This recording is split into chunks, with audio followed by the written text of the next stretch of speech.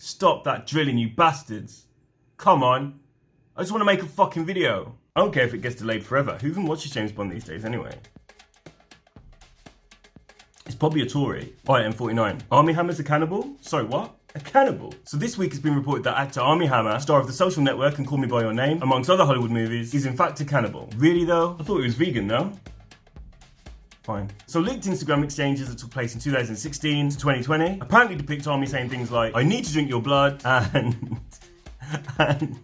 am I fucking reading this correct? This is fucking messed up. I need to drink your blood, I crave it, and I'm 100% cannibal. Fuck off, man. I need to drink your blood, I crave it, and I'm 100% cannibal. That took me so many takes to say that without laughing. It's mental. So is it true? Fuck knows. The leak came from a private Instagram account, but in one of the images sent, it shows his ring finger tattoo, and it's pretty distinct. So that could confirm that it was him. What's he doing with himself? What's wrong with him? Has he tried pizza? Because you know pizza tastes better than humans, right? But anyway, his ex, Courtney Vuskovic, says that their relationship was like dating a wannabe Hannibal Lecter. Fucking hell, man. And told Page 6 magazine that he once said he wanted to break her rib, barbecue it, and eat it. What the fuck? What, cut her open and take out the rib and, like, cook it while she's sitting there like, oh. Can you imagine that? That's fucked. Fuck me, that's nuts. Armie Hammer's been very open in the past about his kinks and like him being a dominant. And let's be honest, who hasn't got kinks? But these kinks, this new age shit, it's getting fucking out of hand. Put the sketch about kinks in. Right, so here's the rope, here's the whip, and here's the gun. Now as soon as I'm about to come, I want you to shoot me in the back of the head, alright?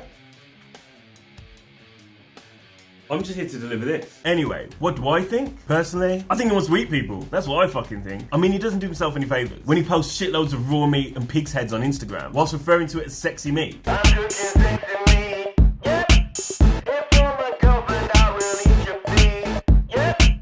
Do you know what I mean though? Anyway, what happened in the UK? Storm Christoph happened, dropped by just to fuck shit up. Can we stop giving storms human names though? Drives me up the fucking wall. Glastonbury became the first festival of 2021 to be cancelled. Not surprised. Due to the constant incompetence and failings of our government, I think myself that we should all just bite the bullet and just keep our fingers crossed for Christmas. Because the way things are going, the summer's already a write-off. If the biggest festival in the country is pulling out, then there's not much hope for any of the others, is there? By the time festivals return, there won't even be enough bands to fill the lineup anyway. As the UK hit another record high in daily deaths, 1,820 within 24 hours, Police Chief Cressida Dick has called for the government to prioritise police for vaccination. First of all, let's be straight. As we're in lockdown 3, and there'll probably be another lockdown 4, and all kinds of fucking restrictions that involve us never leaving our house ever again, it's just a matter of fact that there are less police out on the streets. There are less crimes happening out on the streets. Crimes are still happening, of course they are, but there are more cases of online crime and cybersecurity than there is, say, shoplifting, house robberies, etc. So the number of police engaging in face-to-face situations has dropped. Second of all, what is the sort of age and health demographic of the police? Because last I checked, they was relatively quite healthy and fit, right? And third thing, let me make this absolutely fucking clear. The vulnerable are the priority. It's as simple as that. Don't try and make out that police officers deserve special treatment just because a few of them are getting anxious sitting in the police station, having not harassed as many innocent black people as they wanted to over the last few months. Go fuck yourself. What else? Government are pleading for people to stick to the rules and stay indoors even more so. Now that it looks like the UK dominant strain of coronavirus is proving to be more deadly with a higher mortality rate. And there's also talk of tougher restrictions. Here's a wild idea. Hear me out. Make it easier for people to stay at home. More help. More financial support. For everyone. If people can't afford to stay indoors, they're not going to stay indoors. People who've got bills to pay and that are spiralling more and more into debt are stuck between a rock and a hard place. So yeah, they're risking their health and the health of others just so they have a home to stay in. Do you not see that? It's not good enough. And by the way, the UK now has one of the highest death rates in the world, if not the highest. If you look at deaths per million, the UK is at 1,412, whereas America is at 1,244. And we was all shocked at how bad America was doing under Donald Trump, when it turns out we're worse off. What does that tell you? Anyway, what else? Tories have ripped out an amendment to the government's trade bill to prevent the NHS being sold off. The House of Lords had last month inserted a clause banning any agreement that undermines or restricts the UK's ability to provide a comprehensive publicly funded health service. But on Tuesday, MPs rejected the amendment, 357 to 266, and not a single Tory backed the motion. Of course they fucking didn't. So basically, if they want to sell off parts of the NHS, dilute it, compromise it, do whatever the fuck they want with it, they can. There's no protection. There's nothing stopping them. And let's not act surprised. Now that Brexit is doing its thing of fucking up the UK in terms of exports and businesses, the Tories could very well use the NHS to lever any future trade deals with other countries. Fucked it, innit? Anyway, America officially declared that China's actions against Uyghur Muslims is genocide. This makes America the first country to do so, hitting them with sanctions and declaring that the Chinese government are committing crimes against humanity. And the thing is, what has everyone been doing? This has been going on since fucking ages. Uyghur camps have been a thing in China since 2017. At least, with multiple sources of evidence. They're basically brainwashing people, and if they don't fucking get brainwashed, they get tortured. It's bollocks. However, as late as this is, it's good that actions are being taken and that the Chinese government will suffer consequences. And hopefully everyone that's been detained in these camps, which apparently is like 1 million people by the way, will be freed. But we'll see. This story's been going on for fucking months, so I'd encourage everyone to give it a look. Anyway, moving on. America. So this week we saw pest control vans turn up at the White House as Trump entered his last few days in power. I don't know, something about dealing with the rodent infestation. Got him. What did he do in those last few days? Well, apart from eating cheeseburgers and crying whilst writing letters to the incoming President Joe Biden, pardons. Loads of fucking pardons. In the last day of his presidency, Trump pardoned 143 people.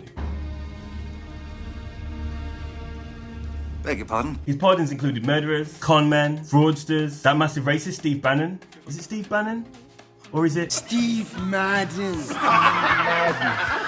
Steve. No, it's Steve Bannon. Lil Wayne, Kodak Black, and definitely not Joe Exotic, who was so confident he was going to get pardoned, he had a limousine waiting for him outside Fort Worth prison. And then he didn't get pardoned. Fucking hell. That's fucking hilarious. Fucking Tiger King. Fuck Joe Exotic. Look, whether you like Tiger King or not, there's no denying that Joe Exotic is a fucking terrible person. So fuck that guy. What else did Trump do? Oh yeah, Trump's a piece of shit, man. Even in his last days, apart from the pardon, his administration was still making changes to policies, allowing adoption agencies to turn down same-sex couples, and allowing homeless shelters to turn down queer teenagers. You can't get much more of a piece of shit than that, right? You know what I mean? You got a few days left in office and you're like, let's get the fucking gays. Dickhead. Trump then released a farewell video that nobody cared about. Then on inauguration morning, he delivered a speech to about 10 people, including his crying adult children and a smiling Melania. What? No, I don't know which Melania it was.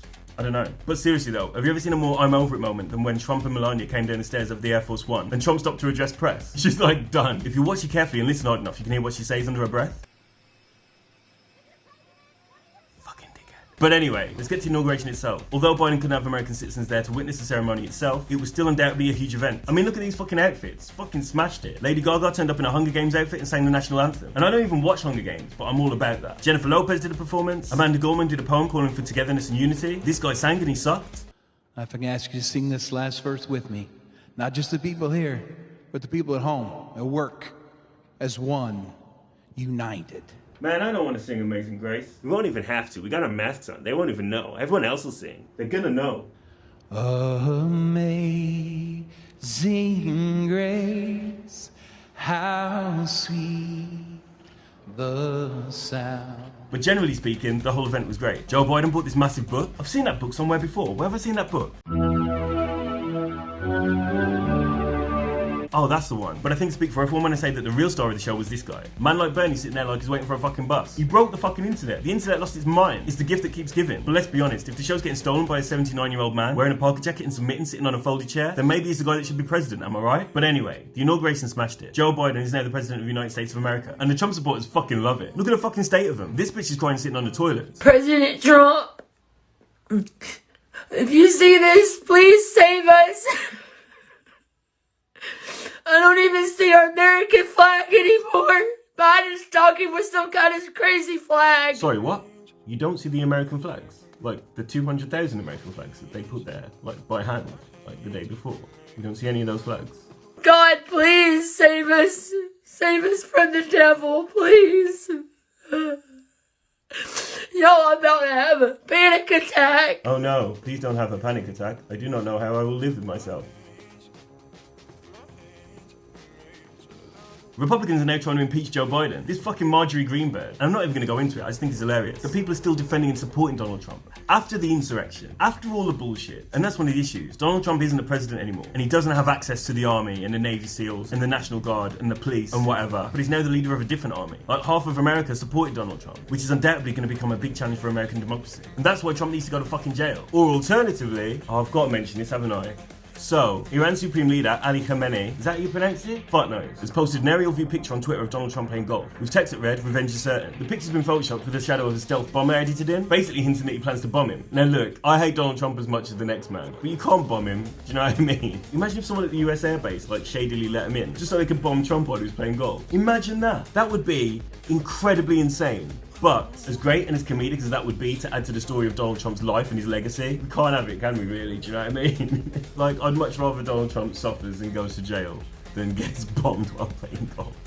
Would I? I'd much rather Donald Trump went to jail and get bombed by a load of well-hung inmates. Because that would also be fitting into his bumhole, but whatever in it. Although Joe Biden is now the president of the United States, that doesn't mean all the problems are solved. They're not. They're far from it. As I just said, there's a massive divide. There's a load of fucking crime. There's a load of challenges facing him and the American people. Fox News are even trying to blame the death rate on Joe Biden. Less than 24 hours after the inauguration, Fox News somehow tried to pin the raising death toll of the coronavirus on Joe Biden, which is the most insane, crazy, unfathomable fucking piece of idiocracy that I've seen this week. Fox News, innit? Anyway, but I will say, in Joe Biden's first 24 hours in office, he wasted very little time and started to reverse some of the shit that the Trump administration had done. He stopped construction of the wall. He stopped the Muslim ban. He signed 15 actions addressing the coronavirus pandemic. He rejoined America to the Paris Climate Accord. He reconnected America with the World Health Organization. Look at Dr. Fauci. He's actually fucking smiling. I didn't see a smile from him in the whole Trump administration. He signed an anti-LGBTQ discrimination order. He launched a 100-day mask wearing challenge. He launched an initiative to advance racial equity. And there's more. He's done loads. And look, by no means is America fixed. Of course it's not. But what Joe Biden's done is a start, and hopefully there'll be more of it. I just want him to come over here and beat the shit out of Boris Johnson. That'd be sick. But talking about Boris Johnson congratulated Joe Biden on his inauguration. But you know, I remember when Boris Johnson wouldn't denounce Donald Trump. Fuck Boris Johnson. Joe Biden doesn't like Boris Johnson. He thinks he's a fucking idiot. I mean, we all do, right? But anyway, hopefully Joe Biden comes over here and gives him a black eye. Fuck him.